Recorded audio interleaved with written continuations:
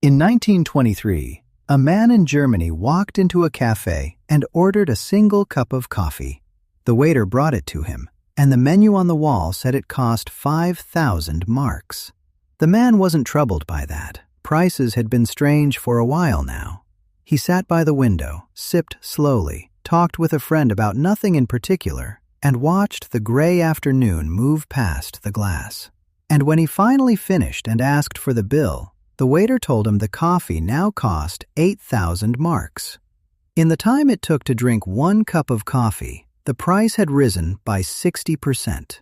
Now, I want you to sit with how strange that is, because it's easy to hear a number like that and let it slide past you. This was not a rare coffee. This was not a luxury. It was an ordinary drink in an ordinary cafe, and in the span of a single conversation, it had become dramatically more expensive. Not because the coffee changed, not because the world ran out of coffee beans, but because the money itself was dying in real time. The paper in that man's pocket was losing its value by the minute, like a block of ice melting in his hand. And this was only the beginning. By the end of that same year, the situation had become so extreme that people in Germany were carrying their cash to the shops in wheelbarrows. Not briefcases, not bags, wheelbarrows piled high with bricks of banknotes. And here is the detail that tells you everything. The wheelbarrow itself was worth more than all the money inside it. There were stories of thieves who would tip the money out onto the street and steal the empty wheelbarrow because the container had value and the contents did not. This actually happened. To a modern industrial nation, to people exactly like you, with jobs and families and savings and plans for the future. People who had worked their whole lives, who had done everything right, who had carefully put money aside for their old age, and who watched, helplessly, as that money turned into worthless paper, fit only for burning in the stove to keep warm. Last time, on our journey through the money machine, we made a discovery that changed how you see the cash in your pocket. We found that money is not really a thing at all. It's a story, a shared belief, held by millions of people at the same time, that this particular paper is worth something. And we ended on an uncomfortable thought, that a belief can be broken, that a story everyone agrees on can suddenly become a story nobody believes. Today, we find out what happens when that belief shatters. Today, we watch money die. And I promise you, by the end of this, you will understand something that most people walk through their entire lives never grasping. Something that explains not just dusty history, but the quiet anxiety underneath every news report about prices going up, every politician promising to spend more, every warning about the value of your savings. Because when a nation's money dies, it does not die quietly, and it does not die fairly. It turns the world upside down. The careful saver, the responsible person who did everything they were told, ends up with nothing. And the reckless gambler, the person drowning in debt, walks away free. It rewards the wrong people and punishes the right ones, and it does it with a cruelty that feels almost personal. So let's understand how it happens. Let's understand the disease. Because the most frightening thing about it isn't how complicated it is, it's how simple. To understand how money dies, you only need to hold on to one single idea, just one. And if you understand this one idea, everything else falls into place like dominoes. Here it is. The value of money depends on how much of it exists. That's it. That's the whole foundation. Think about anything precious, anything valuable, and you'll notice it has one thing in common. It's rare. Diamonds are valuable because they're hard to find. Gold is valuable because there isn't much of it. A famous painting is priceless because there is only one. Scarcity is the soil that value grows in. If something is rare, each piece of it is precious. But if something is everywhere, if there's an endless ocean of it, then each individual piece is worth almost nothing. Sand on a beach, drops of water in the sea, grains of dust in the air. Money works exactly the same way.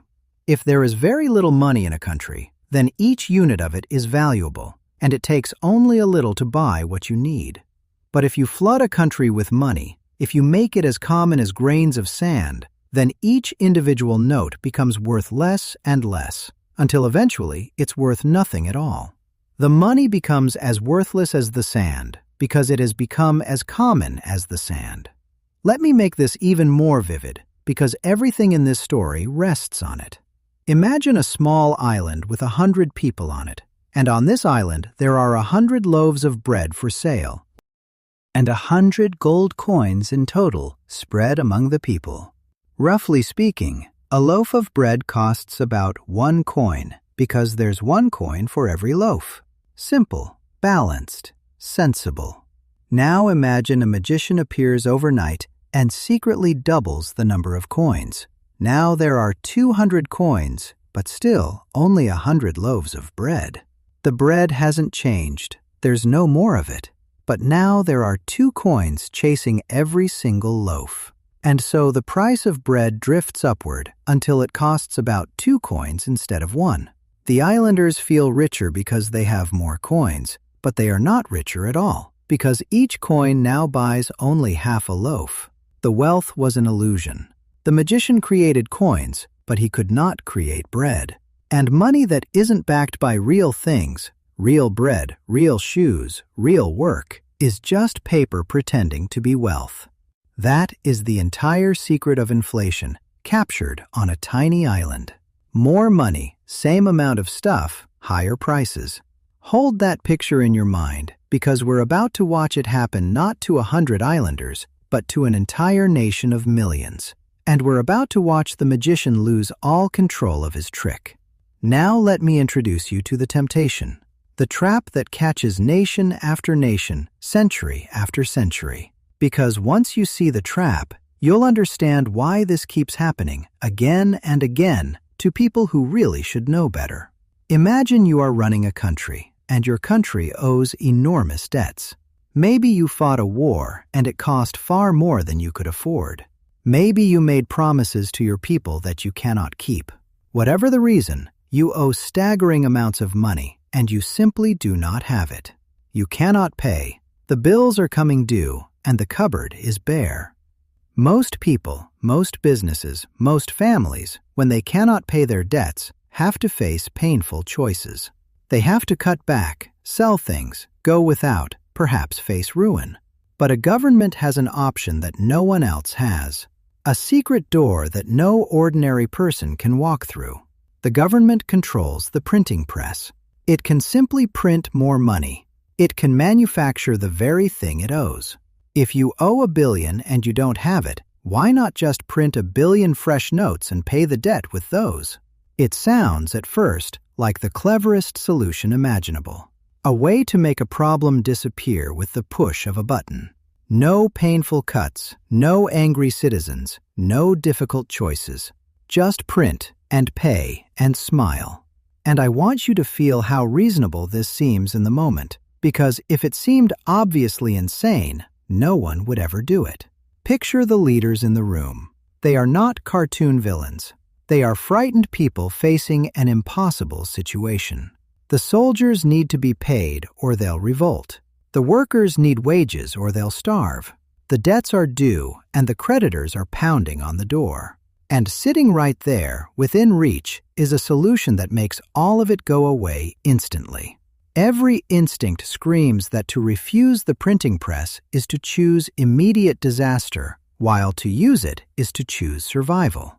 The catastrophe it invites is abstract and distant. The relief it offers is concrete and immediate.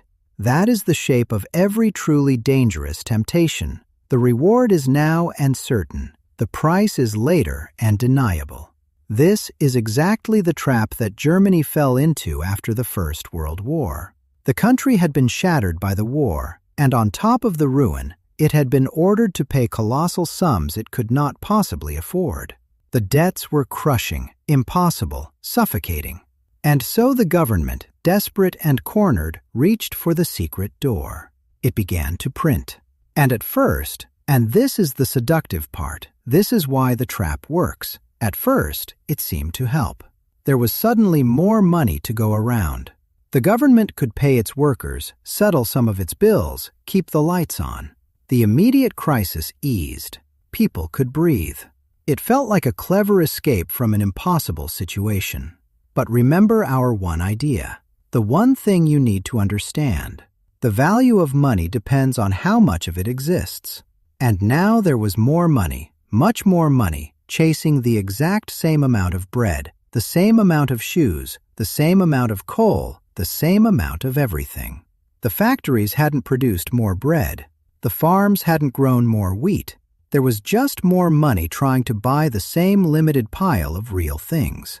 And so, slowly at first, prices began to rise. Think about it from the baker's point of view. The baker has 10 loaves of bread to sell, and suddenly the whole town has twice as much cash in their pockets. People come to the bakery waving money, all wanting bread. The baker isn't a fool. He sees the demand, he sees all that cash, and he raises his prices. Why wouldn't he? There's more money around, so the money is worth less. So he needs more of it for the same loaf. And there's a second reason the baker raises his prices, a reason that becomes more important as time goes on. The baker knows that when he sells this loaf, he'll need to buy flour to bake the next one. And the flour will cost more tomorrow than it did today. So he has to charge enough now to afford the more expensive flour later. He's not being greedy, he's trying to survive. Every shopkeeper, every merchant, every business does the same. All of them raising prices both because money is plentiful and because they're bracing for tomorrow's higher costs. Prices climb because the money is becoming common, and common things are cheap.